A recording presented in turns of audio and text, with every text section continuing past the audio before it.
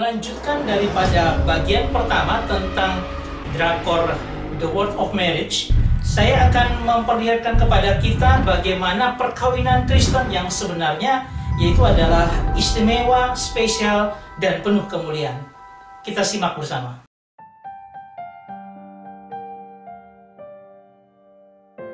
Shalom Bapak Ibu yang terkasih, kita akan melihat lanjutan daripada yang sudah di bagian pertama saya sampaikan tentang drakor. Kita menilai daripada drakor drama Korea The World of the Marriage. Dan saya akan membawa kita dalam tema perkawinan Kristen itu berbeda sekali dengan apa yang digambarkan di dalam film itu, ketika kita bisa melihat keistimewaan, kespesialan daripada perkawinan Kristen, bahkan penuh dengan kemuliaan. Kita akan melihat bersama. Saudara yang terkasih, kalau kita lihat pada bagian pertama dari 2 Korintus pasal 5 ayat 17, siapa yang ada di dalam Kristus, artinya yang ada dalam Kristus, artinya yang terdampak oleh Kristus, hidupnya dirubah oleh Kristus, maka ia adalah ciptaan baru yang disebut dengan kainos, yang sama sekali baru, bukan dari yang lama dipermak kelihatan baru. Nah, yang lama sudah berlalu dan sesungguhnya yang baru sudah datang. Ini kita lihat pada bagian yang pertama. Dan Roma 12 ayat 2 dikatakan juga mengenai kamu serupa dengan dunia, ya, dimana kita menjadi serupa dengan kedagingan yang ada. Nah, saya sudah jelaskan bahwa itu adalah bagian dari kepasifan kita. Jadi verb, kemudian present, imperatif, pasif, dimana kita diam, pasif, lalu kita dipengaruhi terus-menerus oleh kedagingan dan akhirnya kita menjadi seperti dunia. Itu yang Tuhan bilang, jangan serupa dengan dunia. Nah, di sini adalah bagian dari yang kita lihat kemarin adalah The World of the Marriage, di mana itulah dunia seperti itu. Sang suami akhirnya meninggalkan istri, tetapi dia kawin dengan yang baru lagi, tetapi dia tetap mengingat istrinya. Ini adalah perkawinan yang menjadi kedagingan, artinya serupa dengan dunia. Nah, tetapi dalam Roma 12 ayat 2 itu dikatakan berubahlah oleh pembaharuan budi, di mana kita melihat di situ ada peran Roh Kudus. Walaupun kita pasif, ketika kita mengarahkan hati kita kepada Roh Kudus, maka Dia yang akan memimpin supaya terjadi pembaharuan, sehingga apa yang terjadi, perkawinan Kristen akan menjadi sesuatu hal yang sangat luar biasa dalam kehidupan kita. Nah, kalau kita melihat film The World of the Marriage, istrinya Dr. Ji Sun Woo itu kaya. Tidak ada masalah sebenarnya, karena dia bekerja sebagai dokter, penghasilannya cukup besar. Kemudian istrinya juga baik sekali, ya. Bahkan pekerjaan Lee Tae-woo itu kadang masih kurang baik gitu, tetapi dibiayai atau dibantu oleh istrinya. Tapi saya mau katakan pernikahan Kristen yang benar, yang sejati, itu digambarkan ketika tanpa alasan apapun tidak boleh ada perceraian.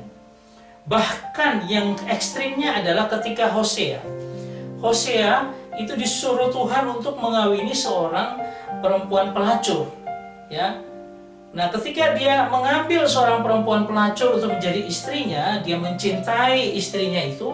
Mereka punya 3 anak. Ada Yisrael, kemudian Lo Rohana, maupun ada Lo Ami.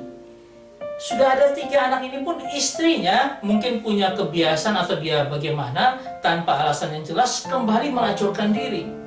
Tetapi itu pun Tuhan perintahkan kepada Hosea untuk mengambil istrinya Gomer itu kembali, menebus dengan uang yang banyak untuk menarik kembali istrinya. Dan tidak ada alasan apapun yang membenarkan sebuah perceraian, karena Tuhan membenci perceraian. Itu di dalam pernikahan Kristen. Saudara yang terkasih, coba kita lihat perbedaan apa antara pernikahan Kristen dan pernikahan lainnya.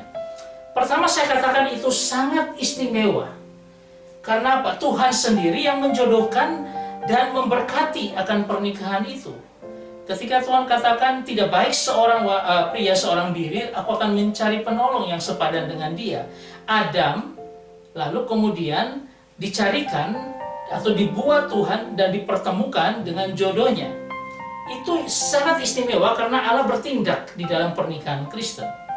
Yang kedua adalah spesial atau khusus. Karena apa? Adam hanya untuk Hawa. Demikian juga Hawa hanya untuk Adam. Bukan model sekarang yang berkata bahwa Adam juga bisa untuk Betty juga. Artinya Adam bisa Hawa, bisa juga Betty, bisa bersama-sama, ataupun setelah Adam menceraikan Hawa, kemudian dia lari ke Betty. Itu bukan, karena apa? Satu Adam hanya untuk Hawa. Demikian juga sebaliknya.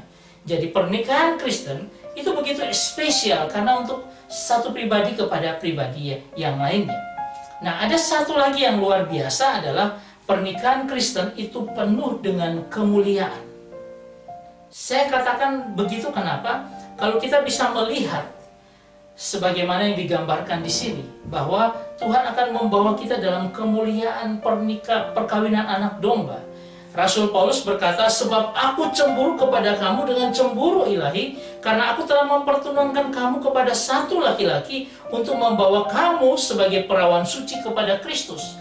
Artinya Paulus ini bersusah-susah memberikan pengajaran yang luar biasa kepada jemaat, supaya apa? Jemaat ini dipersiapkan untuk dipertunangkan dengan akan Kristus ketika terjadi perkawinan anak domba di sorga kelak, di mana jemaat yang sudah disucikan, tak bercacat, ini akan bersama-sama dalam perkawinan kudus ketika mempelai pria, itu Kristus. Kemudian dia menerima mempelai wanita yang adalah jemaat Tuhan.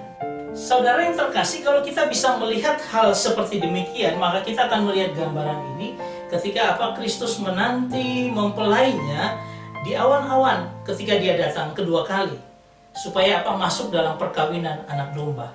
Dan Efesus pasal 5 ayat 31 berkata, sebab itu laki-laki akan meninggalkan ayahnya dan ibunya dan bersatu dengan istrinya, sehingga keduanya menjadi satu daging.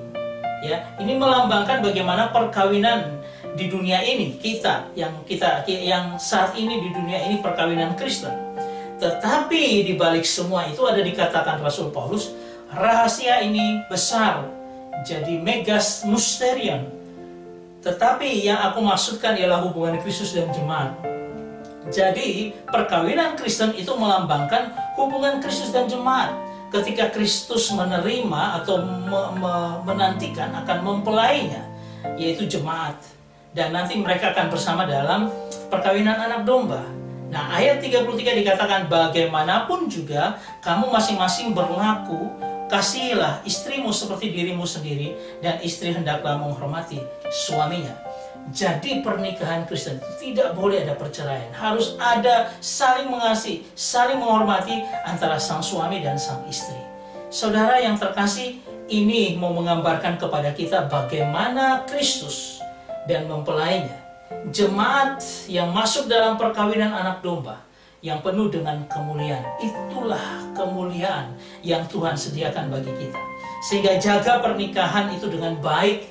Supaya Supaya gambaran Kristus dalam kehidupan kita boleh nyata. Dan ketika kita bersama-sama akan ke surga, kita akan menjadi mempelai Kristus, di mana kita masuk dalam kemuliaan, dalam perkawinan anak domba yang penuh dengan kemuliaan. Saya berharap ini memberikan kita gambaran untuk berhati-hati dalam hidup kita. Bukan drama Korea yang kita lihat tadi itu yang menjadi pedoman hidup kita, tetapi perkawinan Kristen yang begitu istimewa, begitu spesial, khusus, dan begitu penuh dengan kemuliaan. Saya berharap ini menjadi berkat dalam kehidupan kita. Tuhan memberkati kita semua. Amin.